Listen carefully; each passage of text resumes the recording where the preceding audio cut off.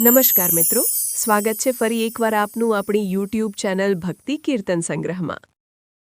મિત્રો, કહેવાય છે કે ભારતના પ્રાચીન પુરાણોમાં ઘણી અદ્ભુત અને ચમત્કારિક કથાઓ વર્ણવવામાં આવી છે.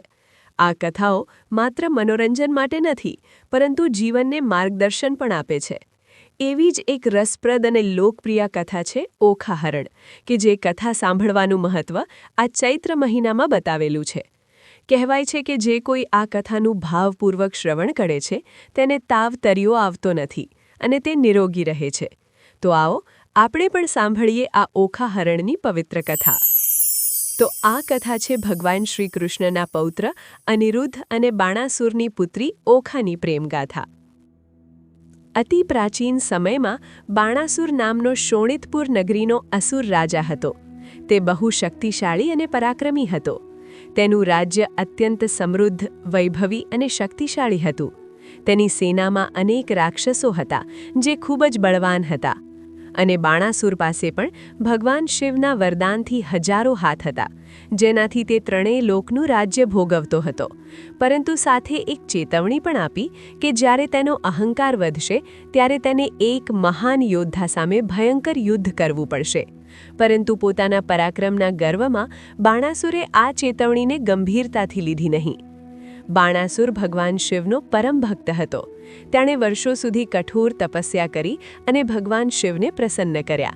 અંતે તેની અડગ ભક્તિથી પ્રસન્ન થઈ ભગવાન શિવ તેના સમક્ષ પ્રગટ થયા અને બોલ્યા, હે બાણાસુર, તારી ભક્તિથી હું પ્રસન્ન થયો છું. તું જે માંગે તે વરદાન માંગ. બાણાસુરે કહ્યું, હે મહાદેવ, મને કોઈ સંતાન નથી, તો આપ મને સંતાન પ્રાપ્તિ કરાવો. ત્યારે ભગવાન શિવે તેને આશીર્વાદ આપ્યા અને એક દીકરીનું વરદાન આપ્યું. હવે થોડા સમય પછીની વાત છે. બાણાસુરને ત્યાં એક ખૂબ જ સુંદર દીકરીનો જન્મ થયો કે જેનું નામ હતું ઓખા. ઓખા અત્યંત સુંદર, નમ્ર અને સંસ્કારી સ્વભાવની હતી. તેની આંખોમાં કરુણા અને ચહેરા પર અદ્ભુત તેજ દેખાતું હતું. મહેલમાં બધા તેને ખૂબ પ્રેમ કરતા હતા. બાણાસુર પોતાની દીકરીને અત્યંત પ્રેમ કરતો હતો અને તેની ખૂબ જ કાળજી રાખતો હતો. તેને ભય હતો કે કોઈ અજાણ્યો રાજકુમાર તેની દીકરી સુધી પહોંચી ન જાય. તેથી તેણે ઓખાને મહેલના એક ઊંચા મિનારામાં રાખી દીધી, જ્યાં કડક સુરક્ષા રાખવામાં આવતી.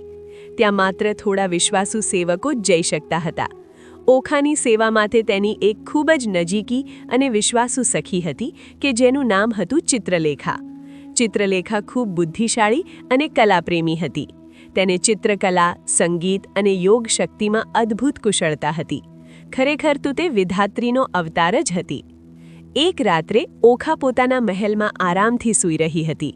તે રાતે તેને એક અજબ અને સુંદર સ્વપ્ન આવ્યું. સ્વપ્નમાં તેણે એક તેજસ્વી અને શૂરવીર રાજકુમારને જોયો. તેની આંખોમાં વીરતા હતી અને ચહેરા પર દિવ્ય તેજ ઝળહળતું હતું. તે રાજકુમાર ખૂબ આકર્ષક અને મહાન યોદ્ધા જેવો લાગતો હતો. સ્વપ્નમાં ઓખાએ તેના સાથે વાત પણ કરી અને ધીમે ધીમે તેના પ્રત્યે પ્રેમ જન્મ્યો. જ્યારે સવાર થઈ અને ઓખાની આંખ ખુલી ત્યારે તે સ્વપ્ન યાદ કરીને ખૂબ ઉદાસ થઈ ગઈ. તે આખો દિવસ વિચારમાં ખોવાઈ ગઈ અને વારંવાર તે અજાણ્યા રાજકુમારનો ચહેરો યાદ કરતી રહી. ચિત્રલેખાએ તેની ઉદાસી જોઈને પૂછ્યું, સખી, આજે તું એટલી ઉદાસ કેમ છે? ત્યારે ઓખાએ ધીમે અવાજે કહ્યું, મને સ્વપ્નમાં એક સુંદર રાજકુમાર દેખાયો. હું તેને પ્રેમ કરવા લાગી છું અને હું તેને મનોમન વરી ચૂકી છું. હું લગ્ન કરીશ તો એની સાથે જ, પરંતુ મને ખબર નથી કે તે કોણ છે અને ક્યાં રહે છે. ચિત્રલેખાએ પોતાની સખીની મદદ કરવાનો નિર્ણય લીધો. તેણે કહ્યું, ચિંતા ન કર સખી, હું તારી મદદ જરૂર કરીશ. ત્યારબાદ તેણે એક પછી એક રાજાઓ અને રાજકુમારોના ચિત્રો દોરવા શરૂ કર્યા. સૌપ્રથમ તેણે અનેક રાજાઓના ચિત્રો બનાવ્યા અને ઓખાને બતાવ્યા, પરંતુ દરેક વખતે ઓખા કહેતી, આ નથી. પછી ચિત્રલેખાએ દેવતાઓના ચિત્રો દોર્યા, છતાં ઓખાએ ફરી કહ્યું કે આ તે રાજકુમાર નથી. અંતે ચિત્રલેખાએ શ્રી કૃષ્ણ ભગવાનના વંશજના રાજકુમારોના ચિત્રો દોર્યા. જ્યારે તેણે અનિરુદ્ધનું ચિત્ર દોર્યું ત્યારે ઓખાના ચહેરા પર અચાનક ખુશી છલકાઈ ગઈ. તે ઉત્સાહથી બોલી, હા, આ જ છે. આ જ તે રાજકુમાર છે જેને મેં સ્વપ્નમાં જોયો હતો. ચિત્રલેખાએ ઓખાને જણાવ્યું કે આ રાજકુમારનું નામ અનિરુદ્ધ છે. તે ભગવાન શ્રી કૃષ્ણના પૌત્ર અને પ્રદ્યુમનના પુત્ર હતા.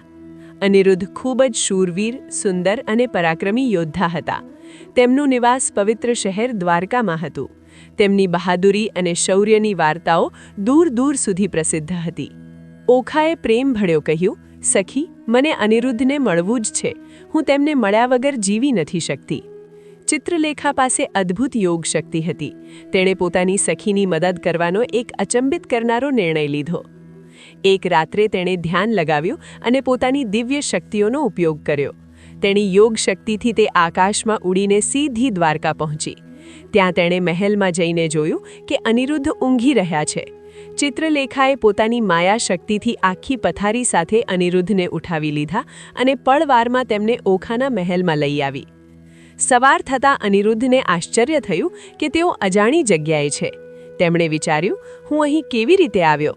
ત્યારે ઓખાએ તેમને આખી વાત સમજાવી કહી. એ પછી તો ધીમે ધીમે બંને વચ્ચે પ્રેમ વધ્યો અને ચિત્રલેખાએ બીજા કોઈને જાણ ન થાય તે રીતે તે બંનેના લગ્ન કરાવી દીધા. પછી તેઓ એકબીજા સાથે સમય પસાર કરવા લાગ્યા અને તેમના હૃદયમાં સચ્ચો પ્રેમ જન્મ્યો. પરંતુ થોડા દિવસ પછી મહેલના સૈનિકોને શંકા આવી. તેમણે તપાસ કરી અને અનિરુદ્ધને જોઈ લીધા. તેમણે તરત જ બાણાસુરને જાણ કરી. આ સાંભળીને બાણાસુર ખૂબ ગુસ્સે થઈ ગયો. બાણાસુરે સૈનિકોને આદેશ આપ્યો, આ યુવાનને તરત જ પકડી લો. અનિરુદ્ધે શૂરવીરતાથી યુદ્ધ કર્યું અને એકલા જ બાણાસુરની સેના સામે લડ્યા. પરંતુ અંતે બાણાસુરે પોતાની માયા શક્તિથી તેમને બંધક બનાવી દીધા. આ જોઈને ઓખા ખૂબ દુઃખી થઈ ગઈ અને રડવા લાગી. તો આ બાજુ દ્વારકામાં અનિરુદ્ધ ગાયબ હોવાથી બધા ચિંતિત હતા. ત્યારે મહર્ષિ નારદ ત્યાં આવી પહોંચ્યા અને ભગવાન કૃષ્ણને બધી વાત જણાવી. એટલે હવે ભગવાન શ્રી કૃષ્ણ પોતાની સેના સાથે બાણાસુરના રાજ્યમાં આવ્યા. એટલે બાણાસુર અને શ્રી કૃષ્ણની સેના વચ્ચે ઘોર યુદ્ધ થયું. પરંતુ બાણાસુરના 1000 હાથ ભગવાને કાપી નાખ્યા. એટલે બાણાસુરની તરફથી ભગવાન શિવ યુદ્ધમાં આવ્યા. અને પછી એક શ્રી કૃષ્ણ અને શિવ વચ્ચે ભયંકર મહાયુદ્ધ શરૂ થયું. પછી આ મહાયુદ્ધનો અંત કરવા સ્વયં બ્રહ્માજી આવ્યા અને બંને વચ્ચે સમાધાન કરાવ્યું. પછી ભગવાન શિવે કૃષ્ણને વિનંતી કરી કે બાણાસુરને માફ કરી દેવામાં આવે. ભગવાન કૃષ્ણે તેમની વિનંતી સ્વીકારી અને બાણાસુરને માફ કરી દીધો. અનિરુદ્ધને મુક્ત કરવામાં આવ્યા અને પછી ઓખા અને અનિરુદ્ધનો ભવ્ય લગ્ન સમારંભ યોજાયો. ત્યારબાદ બંને સુખી જીવન જીવવા લાગ્યા. તો આ રીતે ઓખા હરણની કથા છે કે જે આપણે સૌ લોકોએ સાંભળી. તો આશા છે કે આપ સૌ લોકોએ પણ સાંભળી હશે. તો વિડીયો પસંદ આવ્યો હોય તો લાઈક કરી તમારા મિત્રોને પણ મોકલી દેજો કે જેથી તે લોકો પણ આ ચૈત્ર મહિનામાં ઓખા હરણની પવિત્ર કથા સાંભળી શકે.